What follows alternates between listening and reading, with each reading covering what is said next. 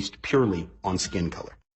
And whether we want to acknowledge it or not, this kind of systematic white privilege and race-based favoritism is built into the very foundations of the country. In 1935, Franklin D. Roosevelt put his signature on the Social Security Act. Look at all the social programs that pulled the U.S. out of the Great Depression and helped create the middle class in this country.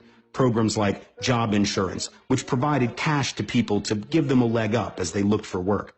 To show how job insurance works, let's introduce Steve, a Louisiana worker who has just lost his job. He goes first to the nearest state employment office to register for a new job. Steve needn't hesitate about going in, because this office was set up just to help people like him. But while Steve in Louisiana could apply for job insurance, not everyone else could. Of course, he cannot collect if he belongs to any of the groups of workers that the law does not insure. These are agricultural workers, domestic service in private homes.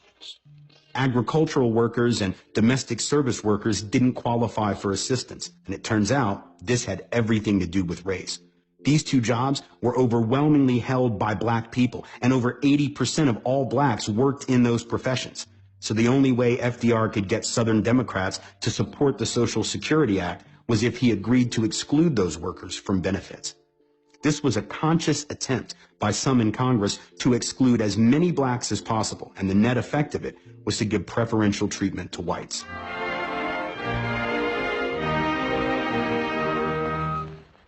Thousands of people get a big thrill out of looking at model houses, and a much bigger thrill when they buy one.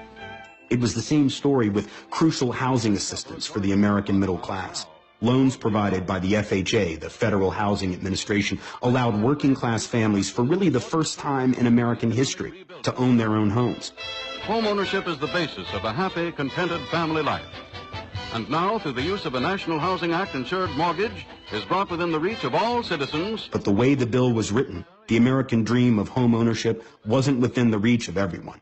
For the first 30 years of the program, about 98% of the recipients were white.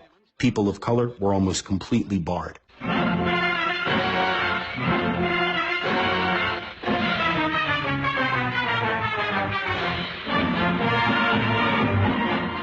Then there was the GI Bill, which provided immense benefits to returning veterans, including low-cost mortgages, loans to start a business, cash payments for tuition, and living expenses.